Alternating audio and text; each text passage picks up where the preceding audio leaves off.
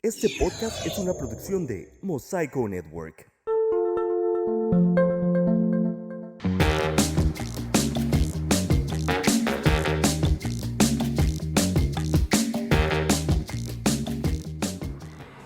Bienvenidos sean todos ustedes a un episodio más del nuevo podcast, el podcast de un tartamudo. Yo soy Héctor Guevara, un tartamudo con casi 30 años de experiencia en la batalla contra las palabras.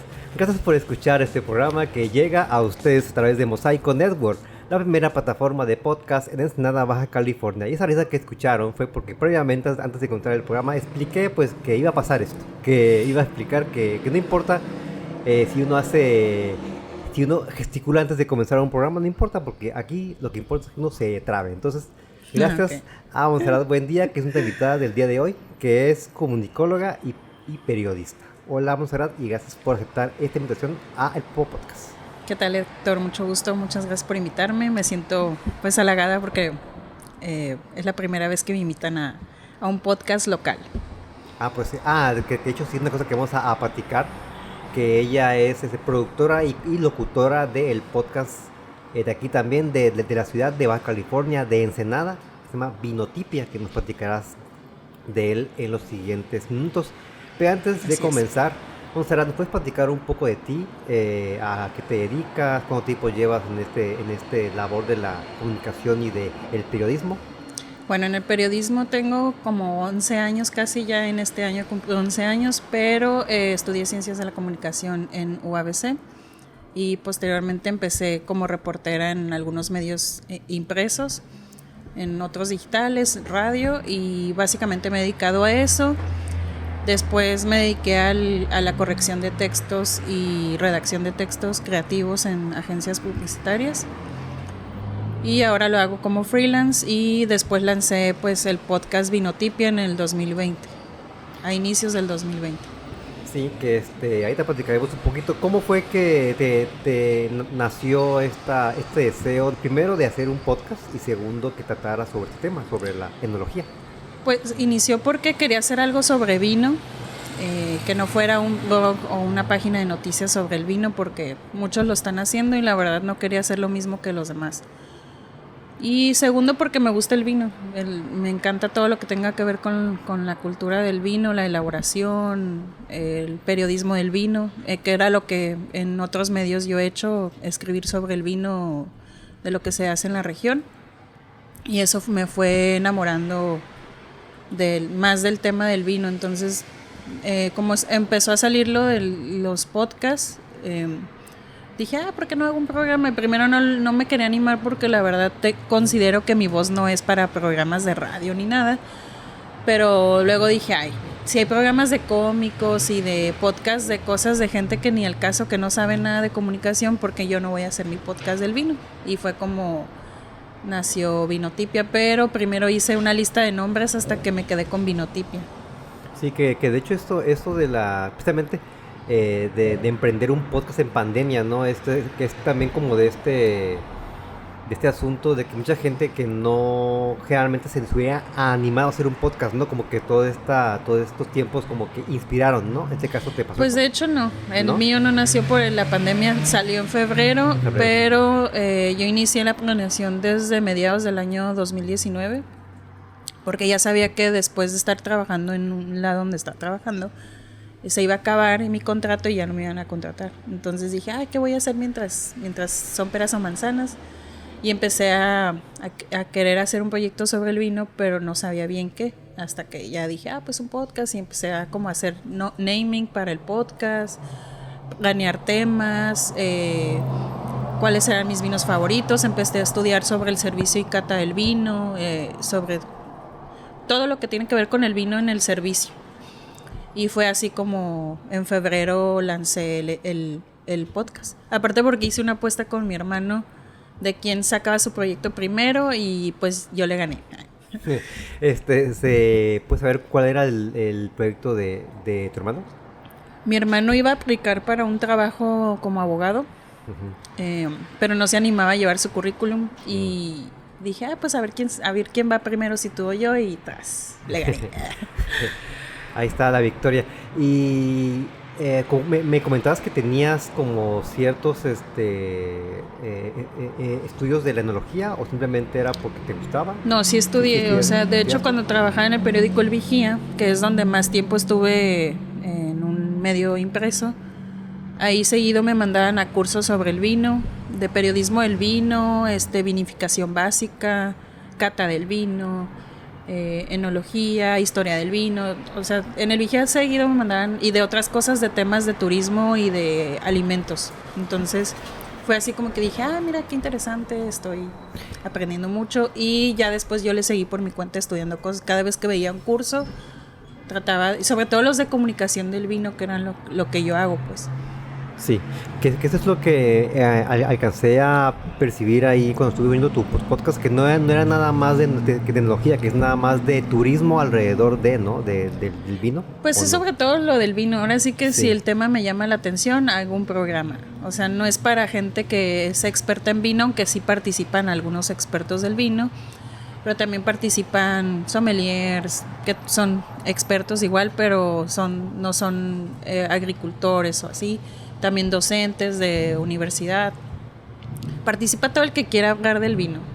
O sea, igual se puede tomar un vino, podemos tomar café o lo que sea, pero igual se invita a la gente y la gente lo escucha porque le interesa aprender del vino.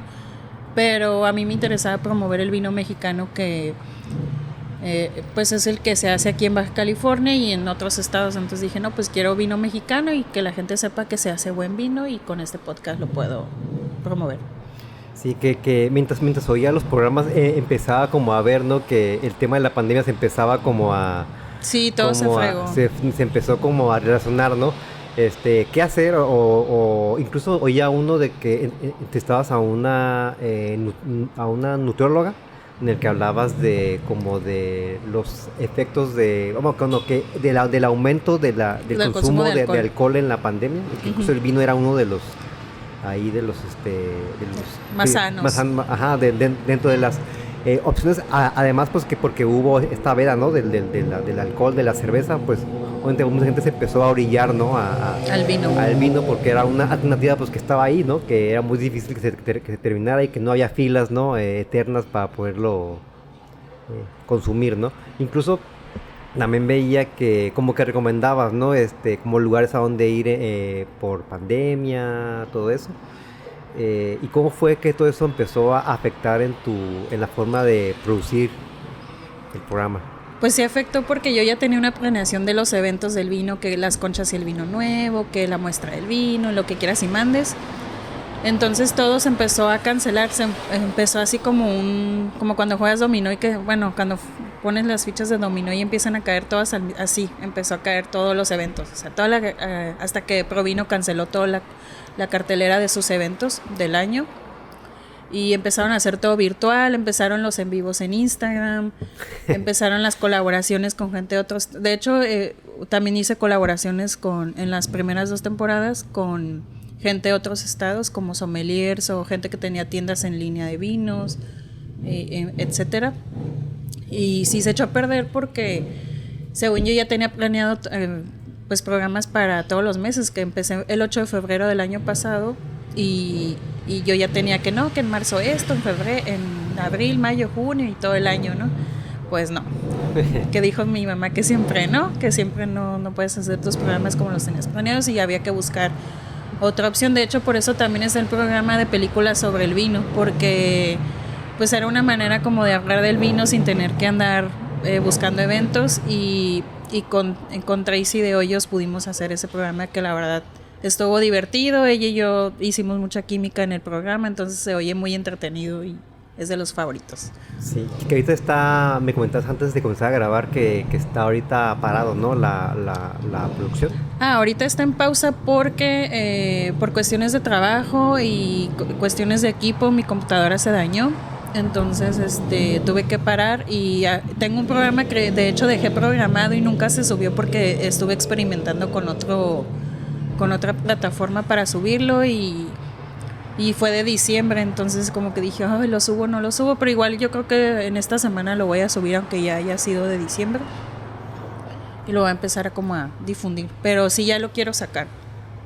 Pero ha sido por falta de tiempo y de que necesito equipo, pues micrófonos y así.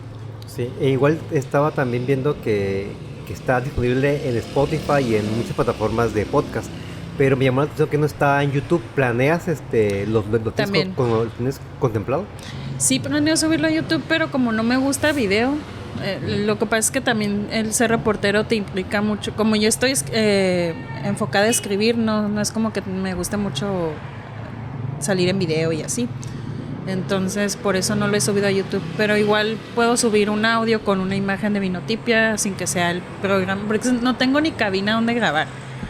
O sea, entonces también eso me da como pena porque no tengo el equipo donde pueda yo grabar y al invitado y hacer video y editar el video, y la verdad no sé editar video. Además audio sí, pero video no. No, pues igual tengo un problema que tú también, como que también yo tengo como cierto recelo, ¿no? De subir cosas a YouTube.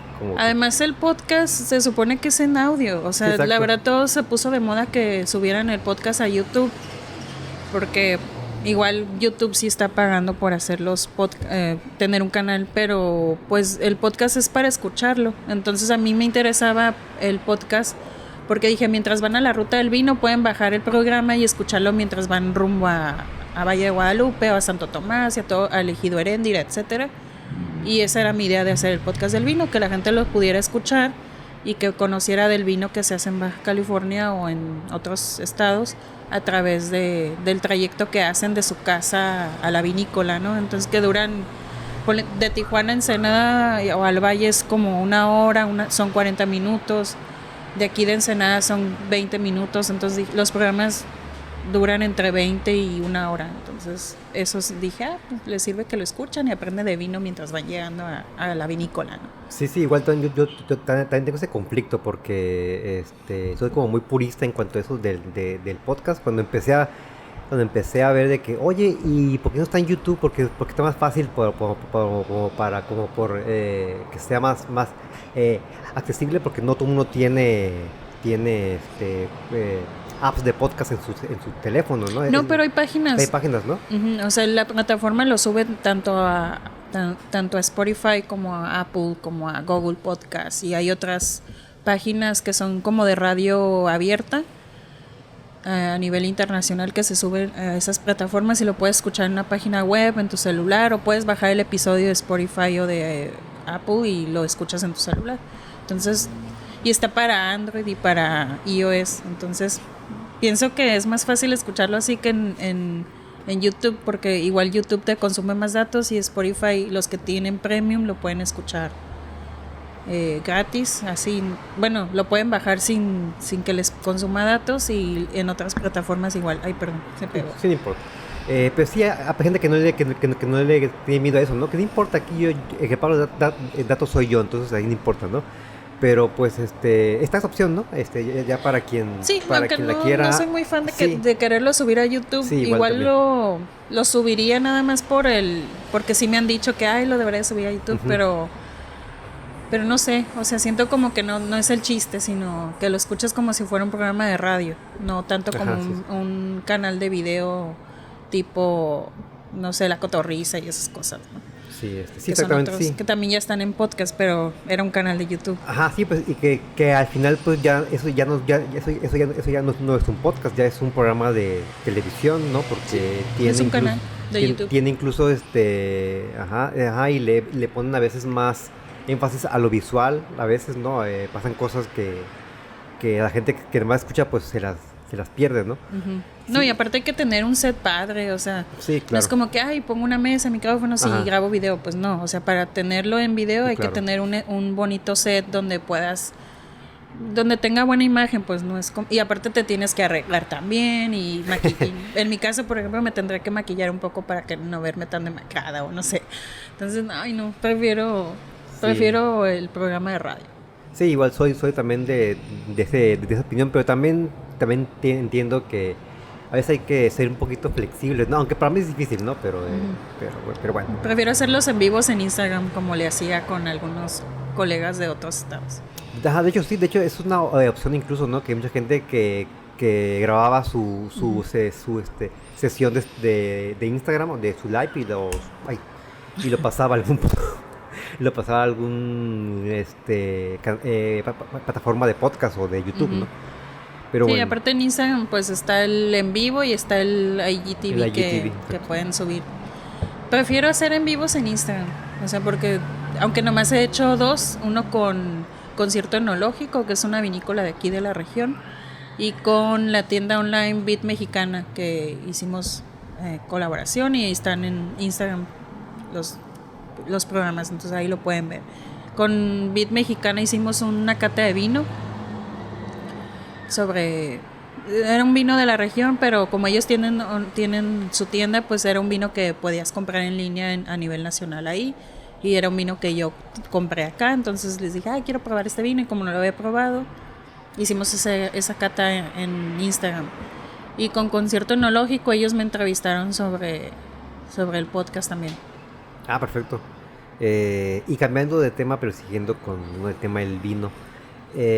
Pues aquí, obviamente Baja California es un lugar donde estaba viendo que, estaba yendo uno de tus programas, que se produce más del 80% del vino mexicano se produce aquí, ¿no? Tengo yo Sí, algunos porcentajes varían según la fuente, ¿no? Unos dicen que el 70% del vino mexicano se hace aquí, otros que el 80%, otros que el 90%, pero el caso es que ya hay más estados que hacen vino, entonces yo creo que digamos que un 82% del vino mexicano se hace aquí en la región.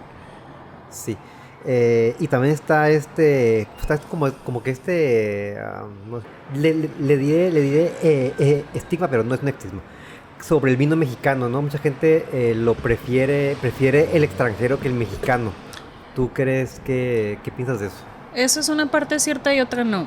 Desgraciadamente el vino mexicano es muy costoso por los impuestos que paga. Okay. Por ejemplo, la cerveza no paga impuestos. No me acuerdo por qué cuestión, la verdad ahorita no tengo el dato a la mano, pero hay un impuesto que los cerveceros no pagan, los cerveceros artesanales.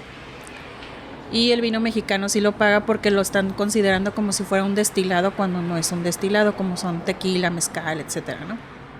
Entonces, el vino mexicano al pagar más impuestos que la cerveza, por ejemplo, es más cara. Y los vinos que son de otros países no entran con ese impuesto a México. Entonces, obviamente, un vino chileno te puede costar 60 pesos contra un vino mexicano que lo más barato que te va a salir es 90 pesos. Sí hay vinos mexicanos de 60 pesos, pero también hay que ver la calidad del vino que se vende a ese precio. Si es su precio final, o sea, si está en oferta y a lo mejor cuesta más caro, entonces sí conviene. Pero si ese es el precio oficial de ese vino, a lo mejor no es tan de buena calidad como un vino con más tiempo de guarda, barricas, embotellado, etiqueta, todo lo que implica hacer un vino. ¿Por qué es más viable aquí que se produzcan vinos y no en otro lugar? Por el tipo de tierra, yo creo, y por el clima. Tenemos esos días que son entre que cálidos frescos, que cae la brisita y todo eso le ayuda a la tierra para producir uva o que se plante uva en la región. Básicamente siento que es eso, el terruño se da para eso.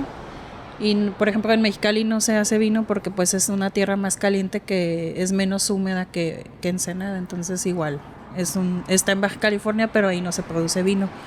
Donde sí se produce vino y que también tienen altas temperaturas es en Valle de las Palmas, pero es una partecita entre Tecate y Tijuana, o sea, Valle de las Palmas en Tijuana también hacen vino, pero Sonora, por ejemplo, pero por el tipo de tierra que llega a ser con cierta humedad, eso ayuda a que la plantación de uva sea de cierta calidad, aparte del cuidado que le dan los agricultores que son expertos en el tema, ¿no? Sí, que decías que la uva que no se puede, que en Mexicali, pues ahí más se convertiría en uva pasa, ¿no? Porque todo así seca. Uh-huh. Sí, pues se concentraría el azúcar dentro sí, más de la cuenta. Que ahorita, que una cosa que no sabía, que de ahí, que descubrí en tu podcast, que los tipos de uva, ¿no? Que de uva salen los diferentes tipos de vinos, ¿no? Uh-huh. Que son lo que aparece en las etiquetas son el tipo de uva del que se hace, ¿no? Sí. Pues, por ejemplo, en Baja California se da mucho el Nebbiolo, el Syrah, el Cabernet. Merlot también. ¿Qué es el más común, no? ¿El Cabernet y el Merlot son los que veo más o no? El Cabernet y el Nebbiolo son muy básicos en la región. O sea, son uvas que se dan muy bien. Entonces, por eso vemos más vinos con esos tipos de uva. Pero yo creo que hay como 15 o más tipos de uva aquí en la región, entre tintas y blancas. ¿Y cuál es como el que tú recomendarías, que es como alguien que no sabe mucho de vino y que se quiere empezar como a acercar?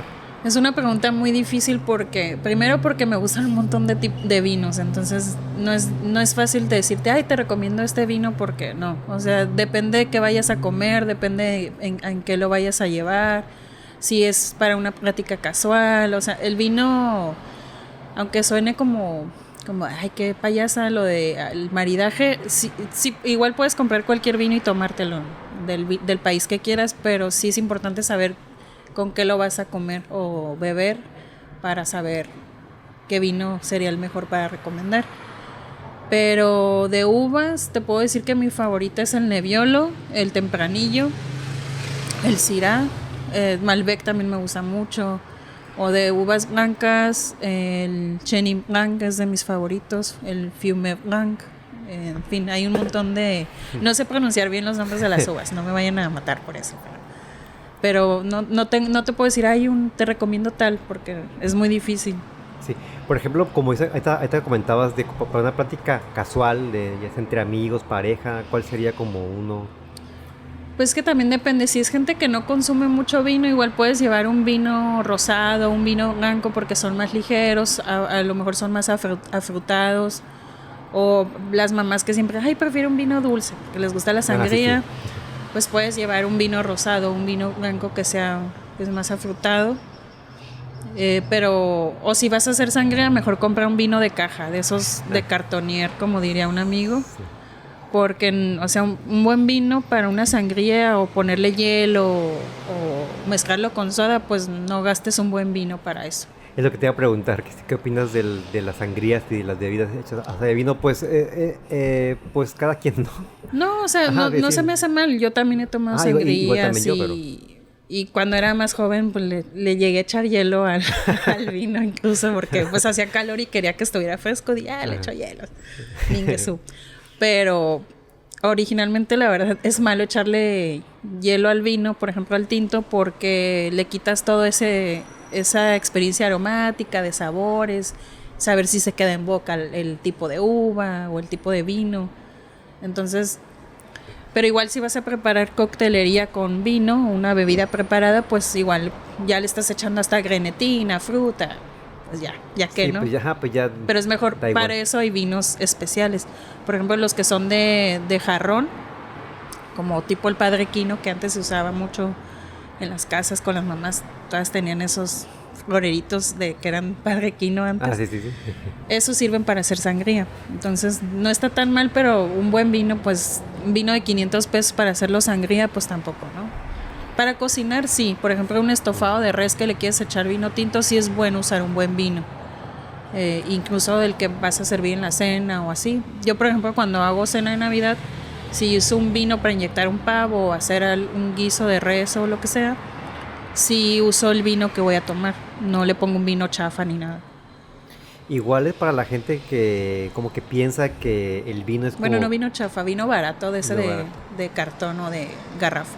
Ok, ahorita que decías eso, para la gente que como que le tiene miedo al vino porque siente que es como que nada más es para gente que tiene dinero o que siente que como que no sabe, ¿cuál es la recomendación que tú le darías? Primero que piensen que el vino no es para gente que tiene dinero.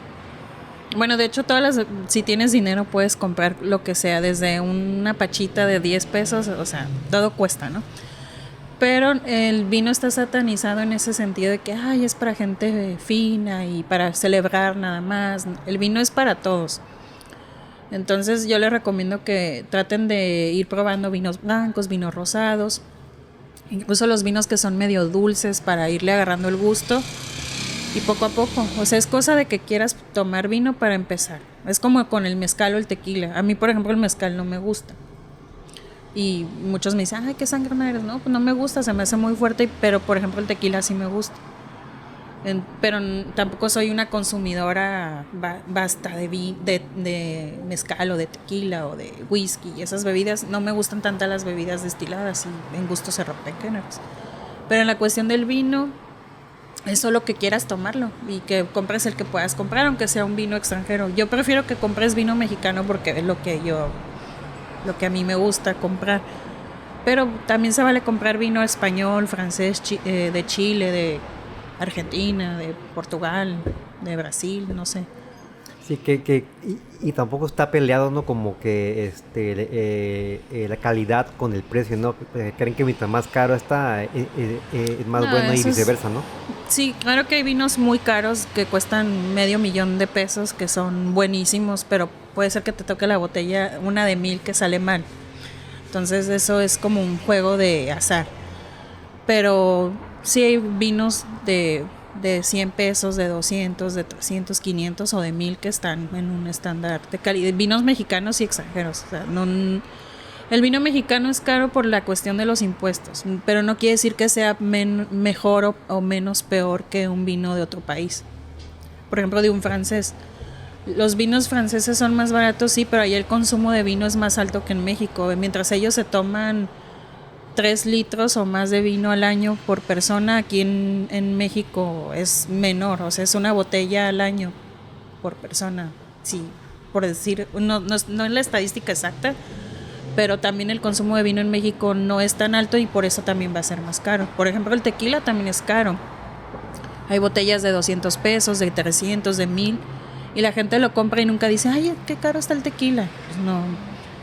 Pero está caro porque también el consumo de tequila no es tan alto como la cerveza. Por ejemplo, puedes encontrar cervezas desde $10 un bote, ¿no? Pero porque la gente aquí en México consume más cerveza y tecatela y todo ese tipo de bebidas que saben a agua con sal, ¿no? Así es, no entender nada. Digo, no está mal, o sea, claro, yo también me las he tomado, ¿no? Sí, igual también yo, pero sí en sí la cerveza a mí no me gusta mucho, la verdad. Sí se ve la diferencia de comer una Tecate Light a tomar cualquier otra cerveza. ¿Y cuál crees que sea como lo que tenga que pasar para que los mexicanos consumamos más vino? ¿Que sea más barato o que se empiece como a generar esa Pues que empiecen cultura? a tomarle el gusto del vino y que el vino se puede tomar tanto a la hora de la comida como a la hora de la cena. Incluso en el desayuno con las mimosas puedes comprar un vino espumoso y jugo de naranja y hacerte una bebida. No digo que consuman alcohol diario porque tampoco es bueno, pero por ejemplo el vino tinto que decía la nutrióloga que yo entrevisté en el programa, decía que una copa de vino tinto tiene menos calorías que un vino blanco o un vino espumoso. Los vinos claros suelen tener más azúcar. Entonces, tómelo por ese lado, que el vino tinto es más sano. Sí, no sé por qué imaginé a alguien tomando como consejo este programa aquí, comiendo sus huevos con jamón con su copa de vino a un lado. No sé por qué me lo imaginé. O con chilaquiles. O sea, sí se puede tomar así el vino también, pero a mí me gusta más de la hora de la comida en adelante. Sí, no, incluso llegué a escuchar en tu programa que hay gente que lo come hasta con tacos, ¿no? Llega a consumir el vino se puede tomar hasta con palomitas de maíz. O sea, un chenin con unas palomitas de maíz, ya sean de queso o nada más con sal y limón, o con chilito, con cacahuates, con churrumais. O sea, el vino se puede tomar como lo quieras tomar. Muy bien, y esto que dijiste de cómo se puede tomar. O con un platillo muy exótico. Exacto, sí, que suele haber aquí en la región, sí, ¿no? es que como dijimos, pues que está este estigma, ¿no? De que nada más puedes consumir vino con comida gourmet, ¿no? Hecha con ingredientes. No, se puede, como dices tú, consumir con lo que... O con la cena más fancy que hace la abuela. No, exacto. O sea, el vino se puede tomar con lo que quieras, con quien quieras y cuando quieras. ¿Y cuál sería como una recomendación para la gente que no sabe de vinos y que se quiere empezar como ¿cuál es la palabra? Quiere empezar a tener esa costumbre. ¿Cuáles son los primeros pasos en qué se debe fijar uno al momento de comprarlo, ya de abrirlo? Primero que nada tiene que ver qué tipo de cosas le gustan en general, si toma más té, si toma café, si toma cerveza, Por ejemplo, a mí me gustan más los tintos y en cervezas me gustan más las cervezas oscuras porque están más densas, está más cremosa, lo que quieras, ¿no? Entonces así, con base en los gustos de cada persona es como pueden empezar. Por ejemplo, mi sugerencia es que empiecen con los vinos blancos y rosados y ya después le sigan con los tintos. Mientras más tomes vino, es como mientras más fotos tomes, mejores fotos vas a hacer. Igual con el vino, mientras más vas probando, más te va envolviendo el gusto y tu paladar lo vas acostumbrando. Segundo, que yo sugiero es que vean las etiquetas, que vean qué tipo de uva, que investiguen en internet. No sé, estoy tomando un Cabernet Merlot con 3 tipos de uva. Investiga en internet los 3 tipos de uva, de qué región, si se hacen aquí, si hay en otros países. También ver de qué tierra son ese vino que se están tomando, de qué año. Si lo puedes guardar cuando lo compras sin descorchar, obviamente. Cuánto tiempo si lo puedes dejar guardado en tu anaquel de vinos. En qué forma se tiene que guardar tu vino si no lo vas a abrir en el momento. Si es un vino joven o sea, tienes que ver todo eso, pero pues igual, de momento así, nada más compra el vino y tómalo. O sea, sin tantos rollos. Compra el vino y ábrelo y busquen un tutorial de cómo abrir su vino si es que no lo saben abrir. Bueno, el corcho, porque hay unos de taparrosca que le quitan la magia un poco al abrir un vino, pero la verdad es bien fácil descorchar un vino, súper fácil. Sobre todo esos que son de 2 tiempos, en un 2x3 sacas el corcho. Pues bueno, pues hemos llegado al final del programa del día de hoy. Montserrat, muchas gracias por haber aceptado esta entrevista. ¿Dónde pueden encontrar tu podcast Vinotipia? Tus redes sociales. El tráfico que sale. Sí. El pitadero. Bueno, muchas gracias primero por invitarme.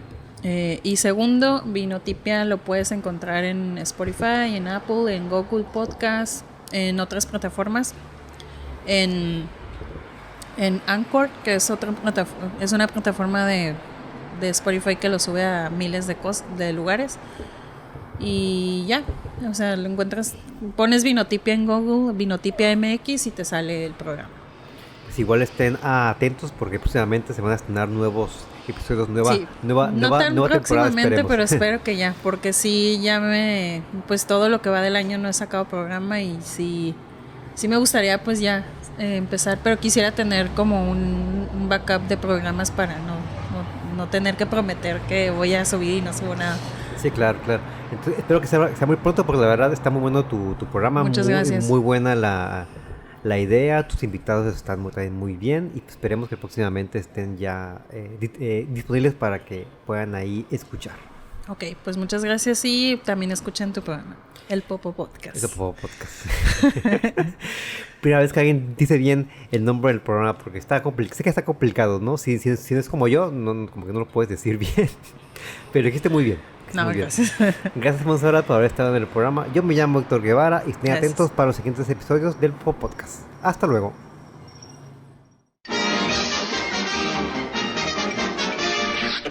Eso es todo, amigos.